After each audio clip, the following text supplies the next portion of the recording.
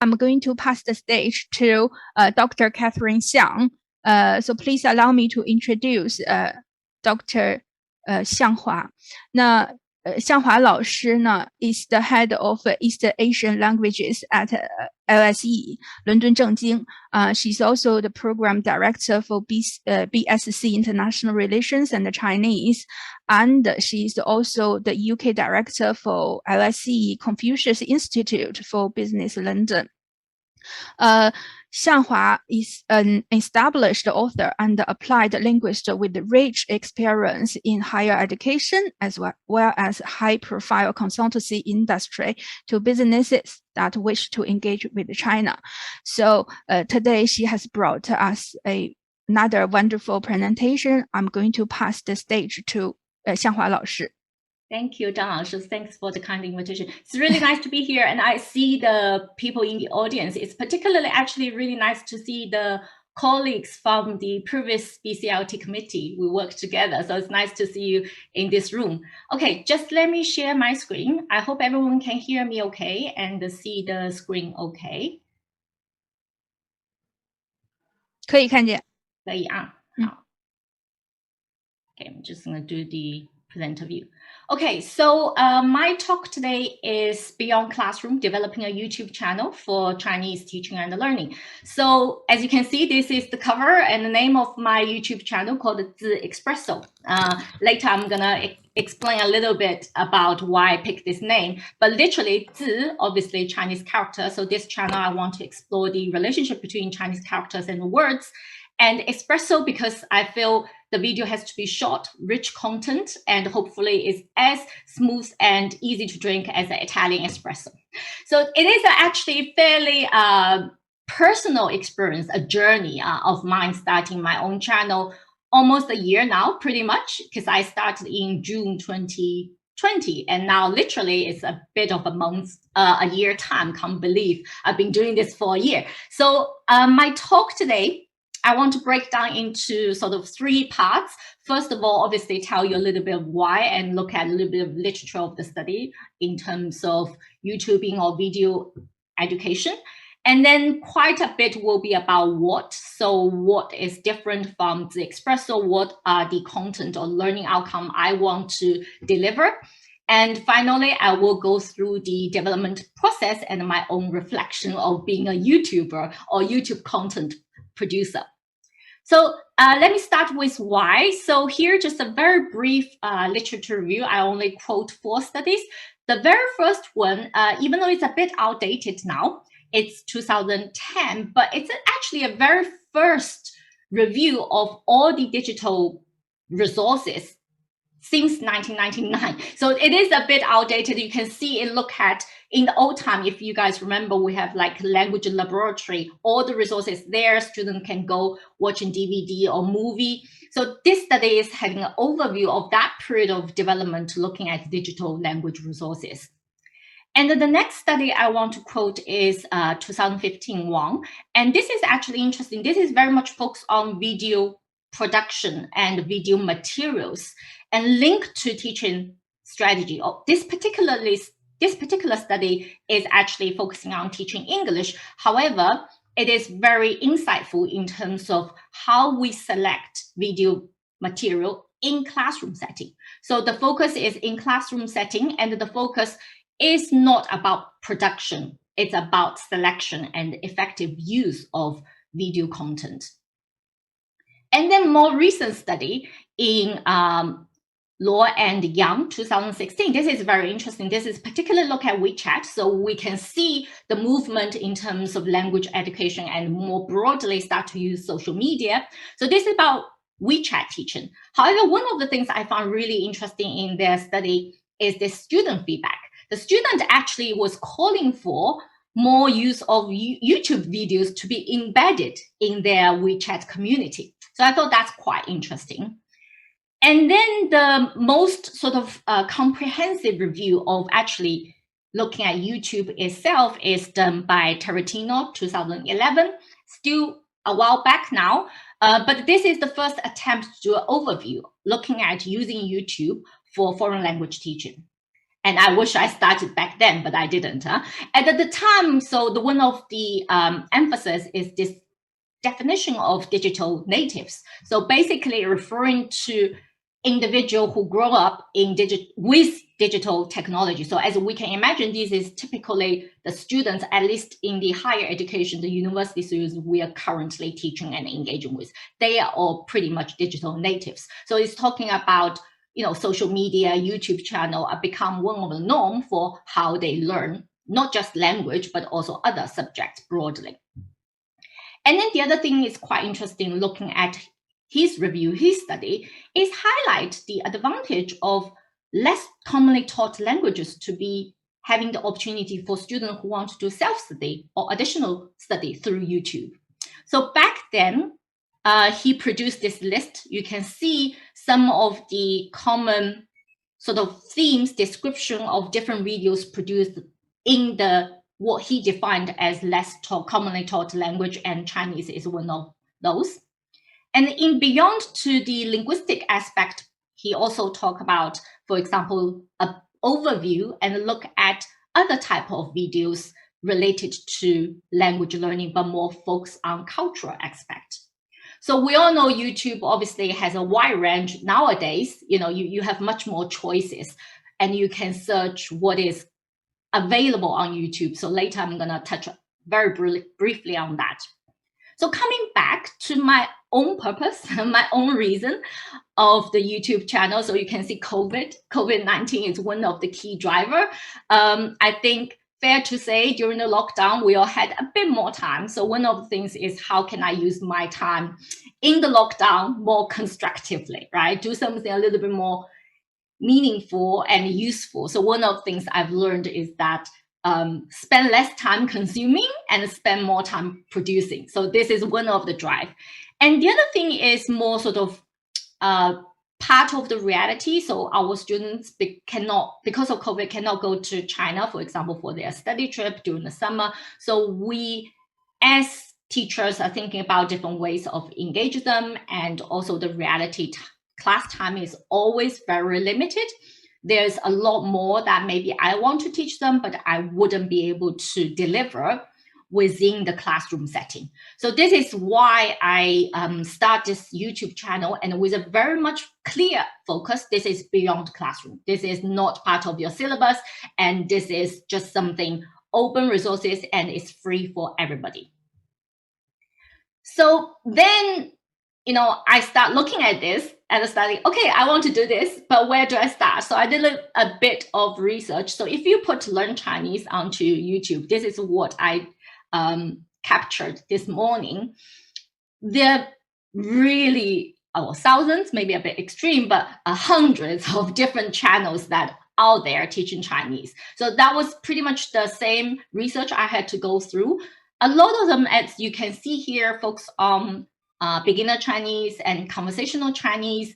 And then this is the first, what you can see on the left is the top channels will pop up. You can see it's amazing. They've got like 4 million subscribers, but it's all quite kind of basic in a way. And one thing I found really interesting is that I haven't seen any, let's say, full-time lecturers or from university doing this. They seem to all like doing it as a profession, but they don't really work for any university. And then if you look at the right side, then it starts to have a little bit more diversification. You can see more sort of videos focus on vocabulary, like common differences, right? What's the difference between 认识 and 知道, and then to the Chinese characters. So you can see a bit of different variety of their focus. And eventually I set on my channel, so the Espresso, I mentioned the name, and I really want to explore the relationship between Chinese characters and words. So basically it's a little bit about Chinese morphology. And then beyond that, I also wanted to include more about Chinese history and culture in terms of cultural knowledge. So this is how I eventually set on my channel. So it is aimed a little bit about intermediate above learners, depends. So there's some basic stuff, but in terms of culture and history, I try to be as inclusive as possible so as many people can benefit from it. So let me move on to what the Espresso offers and where I see my kind of unique, let's say, not selling point, but unique kind of perspective in my channel. So the third playlist, this is all taken from a playlist of teacher numbers. So we all know one of the most fundamental basic thing when we teach our students is about numbers. But when I approach this, so for example, when I teach about number 8, one of the things in my video, there's one particular video, what I did is what you need to know about 八字. So you can see I have 2 different parts that I cover in my video. One is the very basic linguistic knowledge. So you can imagine 八 is a very simple character. I show the animation, how it's written. I teach them a common expression, 八字还没有一撇, right? But also, because 八 is such an easy, simple character, I take the opportunity to go through the 5 basic stroke orders with them. But then what I personally enjoy and I found interesting is looking at the historical and the cultural knowledge, for example, 八字. So I have to explain to the students, to the viewers, so why, for example, in the older time, Chinese people get married, they need to know 八字, what it is about. And also what is 八字胡? What's the story about 八字胡? And also a little bit about, okay, what is the meaning of beard in Chinese history? So actually, it has a bit of fun story about it. And so this is just one example. Another example, 9. So again, I come across this word 九传, right? So this is a little bit when I move to, so by the way, each number, it might take a few videos to cover what I want to cover. So this is not the introductory video, but in this particular video, I introduce 2 Chinese idioms, 九传之下和含笑九传. So that's the linguistic aspect. I teach students how to use them. But more interestingly for me, then I explore a little bit deeper. So how the ancient Chinese perceive the world, why 九传, right? So we talk about 三界. And then also the record of 九传 used in Chinese literature. So there's a lot of in-depth information that I can share with the students. And the final example, talk about 九五 combination, 九五之尊. So very similar idea, talk about the idiom and talk about 9 and 5, the characters itself, how it's written. And then the interesting stuff from my perspective to explore, why 九 and why 五, why 九五之尊 can represent emperor and kind of go back to 周易. And then also talking a little bit some of the fun facts, right? I show them the image of an emperor rope and ask the students to recognize how many dragons on the emperor rope and why, and also how many times a bell will ring when the emperor passed away. So a lot of historical facts and fun stories around it. So I think this is just give you kind of idea how the video, what kind of things is contained in a typical video. And then during the Chinese New Year 2021, that is one thing that I really enjoy, that I can be very spontaneous with my video. So at the time, I almost finished the number series. So I was thinking, oh, what am I going to do next, right? So I tried to post a question in my video, ask, hey, I'm finishing this. What do you want to do next? Initially, I was thinking about colors. But then one of the students talked about, animals. Can you do a series about animals? And during the Chinese New Year, I received one of the New Year greeting from a Chinese colleague. I think actually I see Yue Laoshi here in the audience, sent me this really interesting greeting, 扭转乾坤, 实属不易, 扭转乾坤. So that really triggered me to think about, oh, I can make a video about Chinese New Year greeting, particularly for 2021, but at the same time teach students about 同音字. So this is and it became the first video of the animal series. And I think when the knowledge and the speed of this, if I want to let my students learn about, the timeless of teaching them how to say Chinese New Year for 2021, there's no better way of doing it on a YouTube channel, and you can share instantly with all the people you want to share with. And then in 2021, I started a few more playlists. So here, one playlist is called minshi jiangtan, Ask the Expert. I'm very pleased and really honored to interview so far 12 different colleagues from different parts of the world, quite a lot from UK, from BCLTS. I can see Xin Lao Shi and also Luan Lao Shi already here. And also one of the keynote speaker has also been doing interview with me. So this playlist is really to ask experienced colleagues and teachers to share their research and share their teaching experience, because I believe students can gain a lot through our research, okay? A lot of times our research will give them insights how they can learn better. And at the same time, actually, it's also beneficial actually for a lot of colleagues, teachers, because I want to use this playlist as kind of an opportunity to share practice, and we can also learn from each other. So you can see through this list, there's quite a few focus on research, like Li Jing Lao Shi talking about eye tracking research, the implication, and also I think Liu Lening Lao Shi from Columbia University also very much looking at contrastive analysis, student error, his research, kind of ongoing research.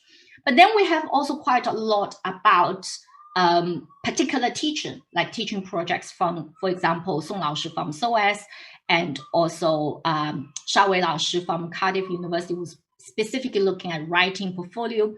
And also we look at broadly, for example, pedagogy, like Randuo Lao Shi talking about innovative pedagogy, and Xin Mingjie Lao Shi talk about culture, how do we teach culture in our class? So it's really a wide range. So I feel really privileged to have the opportunity to talk to all of them.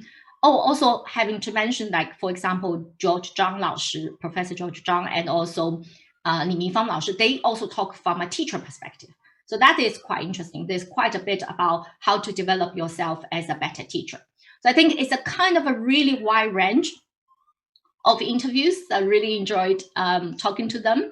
And then I also have a separate playlist, kind of ongoing, small, they kind of happening at the same time. That period of time I was quite busy. So this one is including the students.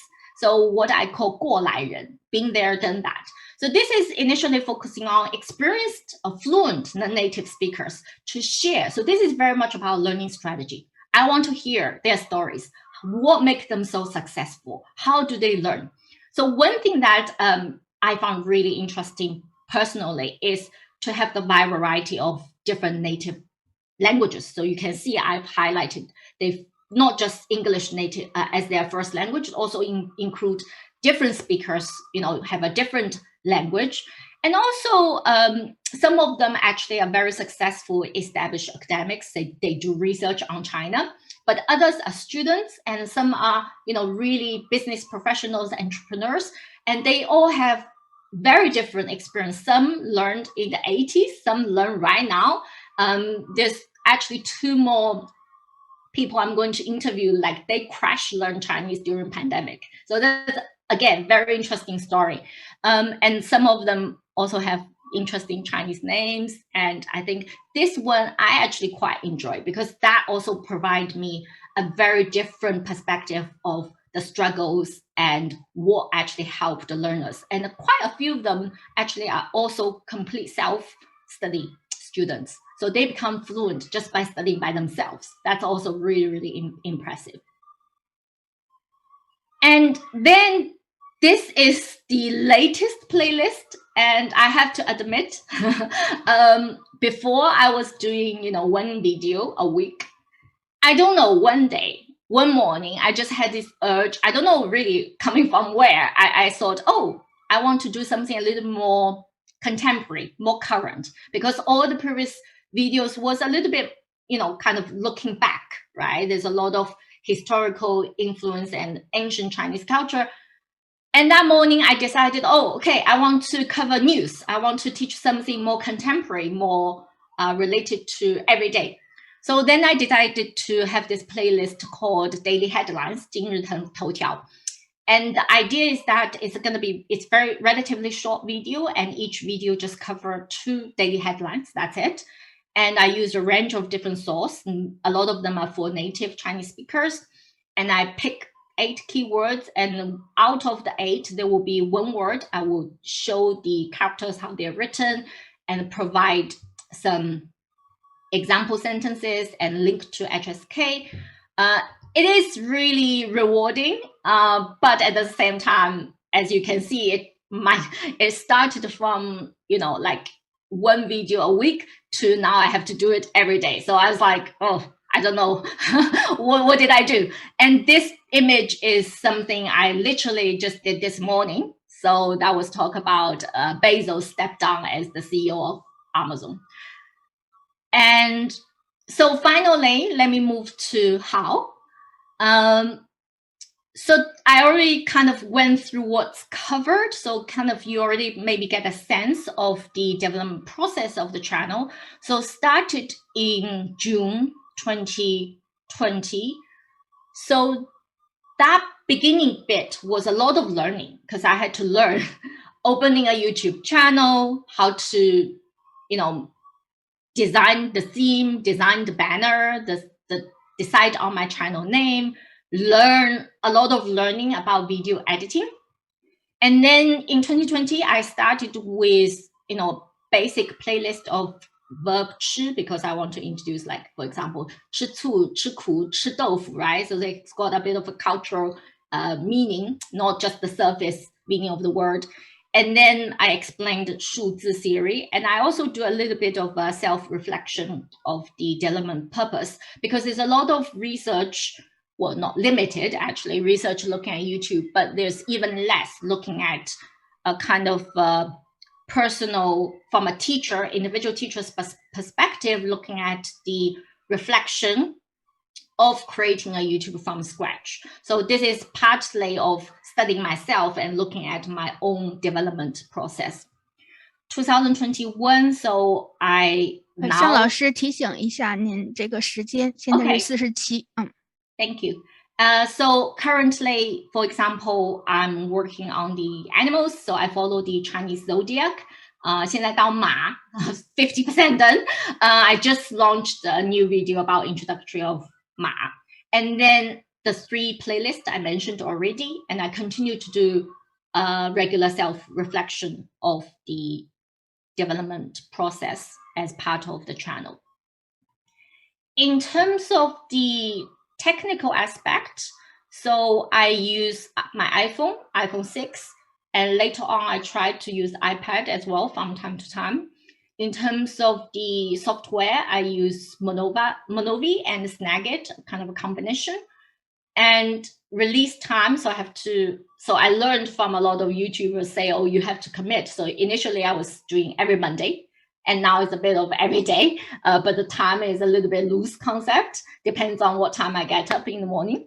And then production time, it really depends. By the way, the playlist, being there, done that, or the interview with the students, they are in Chinese, because I really want them to also show off their Chinese. So that means I have to put English subtitles, so that's quite time consuming. And finally, just a little bit of my own reflection. So the blue bit is what I enjoyed. Definitely learned a lot of new skills. So before I had no idea about video editing. I can't say I'm expert now, but I feel much more confident. And I am also quite happy that what I produce can reach to much wider audience, right? So it's not just to my own students. So now the video can be viewed by anybody around the world. And I can teach what I love, what I'm interested in, what I want to teach. I'm not constrained by a particular syllabus. I'm not constrained by a particular textbook. So I can make it very much my own. And it kind of forced me to use my time better as well. Of course, there's a lot of challenges with it. And one thing is very interesting is about the student engagement, because it's very different in the classroom. You don't see anyone. You don't see how they watch your video. You don't see what they think while they watch your video. So I think that's a very tough one. And then the other is, how do you measure success? Because you don't see the students, you don't know how well they learn. It's very difficult to know, do you define success as because, oh, I like it, or you look at how many viewers, how many likes. Finally, I'm just going to end in terms of the focus of your energy and time and your commitment, because at the end of the day, do you want to put the energy on how you're going to develop better video, or you want to focus on marketing, let more people to know? And it's kind of a chicken egg situation. So finally, this is just lead to the channel page, and please feel free to have a look and give me comment. And yeah, if you find it interesting, feel free to share with your students as well. Thank you very much for listening. Thank you very much, Xiang 老师, for sharing with us a very inspiring way of teaching Chinese culture and the Chinese characters. In the chat box, I have seen 2 questions. The first one is from Du Xue 老师. Actually, I see that towards the end of your speech, you have already explained, given the answers. She said, can I ask how often do you update your video? And how long does it take for you to make one video? Yeah, so I think at the very beginning, it's just 1 video a week. When I start to do the interview series, it becomes 2. And now it's like every day, because of the daily headline. It's daily. So that's why it's kind of every day. And in terms of how long it takes, it really depends. Like the more you do it, the more you get familiar with it. So you save a lot of time. And I think one thing, I mean, that's just me. Thank God I'm not a perfectionist. So I don't care. Usually I just do 1 take. That's it. I don't like do several takes, because I simply cannot afford the time. And I think as long as I convey my main idea, I don't care so much about being perfect. I think otherwise you're going to end up with a lot of time. Okay, thank you very much. And the second question is from Ma Hongjun 老师. He said, many thanks, Catherine. What's the most challenging part when you made the videos, particularly consider the technical side? Now it's easy because I think I don't find making the video challenging now, because I think I'm very familiar, also understand how I can set things up, right? I usually record in my studio or in the living room when I do the daily one. I don't show my face, it's just my voice. So I have a particular setup that now I feel sort of familiar and comfortable with. I think in terms of editing, of course, it can be time consuming, especially adding the subtitling. But I think this is more things that you can get used to, you can learn. I think for me, the most challenging part is more about how do you really know you're engaging the students? How do you really know you are creating something that is valuable, not just for you? Of course, it has to be valuable for me, and because otherwise, why should I spend all this time making it, right? But at the same time, you want to create some value for other people. Are you actually creating the value? It's different in the classroom. It's completely different. So it's a learning process for me as well. Thank you. And next question from Xing Minjie 老师, and she asked, how many viewers have you got now? It kind of very depends on video to video. So in total, I've got about 600, 52 subscribers. Please do subscribe. And then video really depends on the individual videos. Yeah. Okay, so. Great. Thanks. And the next 2 questions from Du Xue 老师 again. Can I ask what do you think the most popular video that get the most viewer? That's the first question. The most popular video. So I think that question linked to what I said, you know, is it linked to how do you define popular? How do you define success, right? So of course you can see it, you can evaluate in that way, the most viewer meaning most popular, but it doesn't necessarily mean, you know, that's most consumed, because a lot of times people can just click without watching the whole thing. So I think it's a very, let's say, surface definition from my perspective. But you can perceive as that way. And yeah. Yeah, actually, she's got the same question, but just asking in different ways. Thank you very much, Xianghua 老师, again, for your brilliant presentation. Thank you. Thank you.